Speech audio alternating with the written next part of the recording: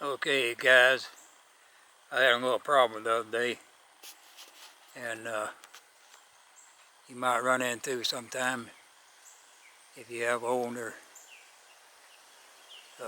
model truck or car, and it usually happens at least 100,000 miles. They tell me this is what it is, my F-150 2001 model, and the other day the power steering got real hard. I started making a noise and getting real hard to turn.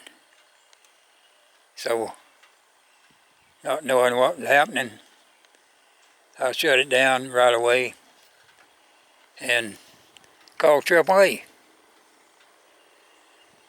He had him take it over to my favorite mechanic, and he determined that it needed a power steering pump. And it's right down in there. Need a flashlight to see it. Down in that area there. But I only need to show it to you. All I need to do is tell you what's happening. And on this particular Ford pump here, this is the power steering unit, where you put in the power steering fluid. And the way to check that, this one here don't even have a dipstick.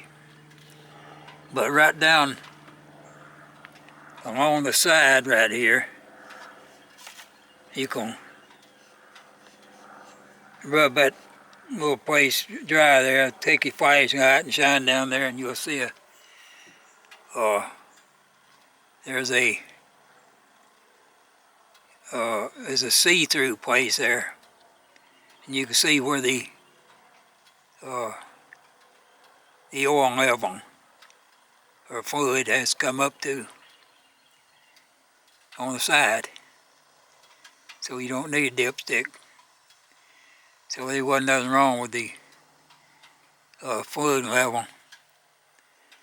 And so they put me on another power steering pump. So I drove it home, and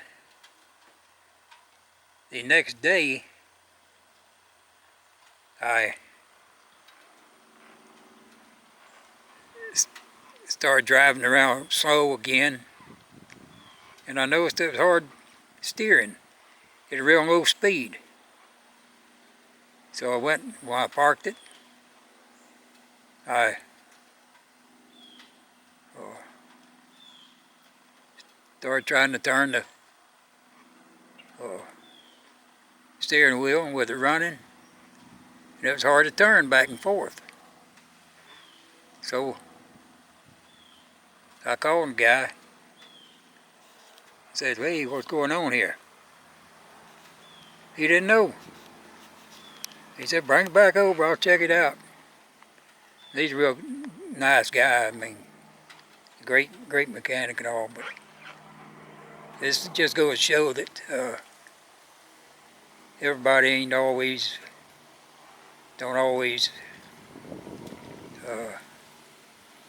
remember what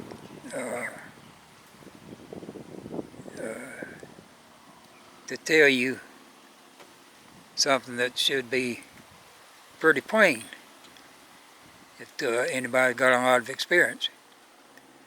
So what happened was, there happened to be a retired mechanic right across the street from me, and I was talking to him.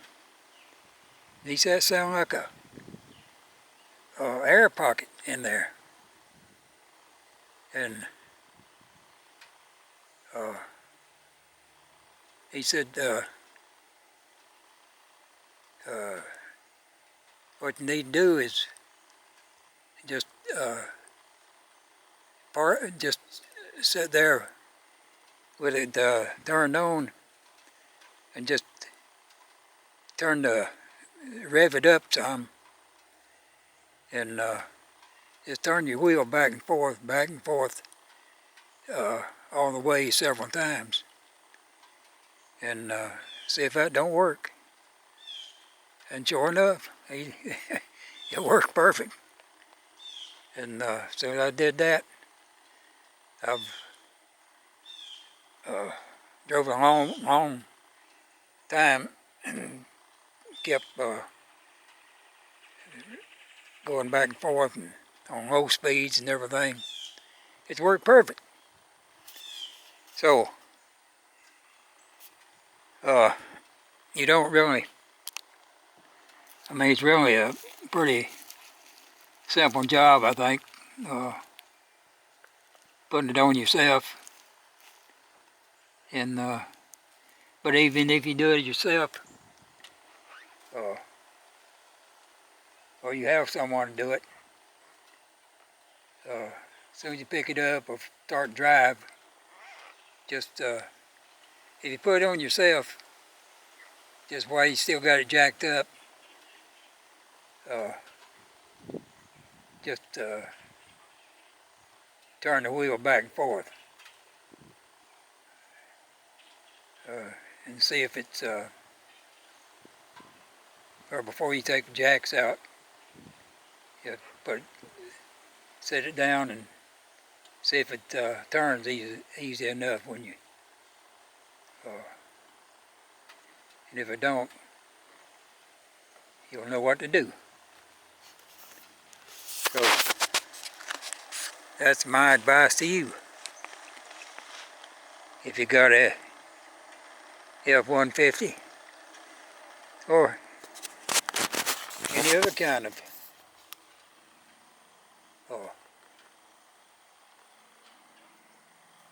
great American or foreign car. I think there's more foreign cars around there as American cars anymore. Oh, look at it. Out there at my oak tree there on the other side of the house. Put all them dead limbs up in there. And that's from that Hurricane Milton. It came through a couple weeks ago here on wonderful downtown, beautiful Durant, Florida. Here's piles of limbs from the big Hurricane Milton all along the road here. It's been, look at all them big logs, trees that fell down, and it's been over 2 weeks now and they're still piling up out here, and this is way out in the country. You can imagine how bad it was over around town, and this is over 20 miles from the coast. So that's how it is after the hurricane.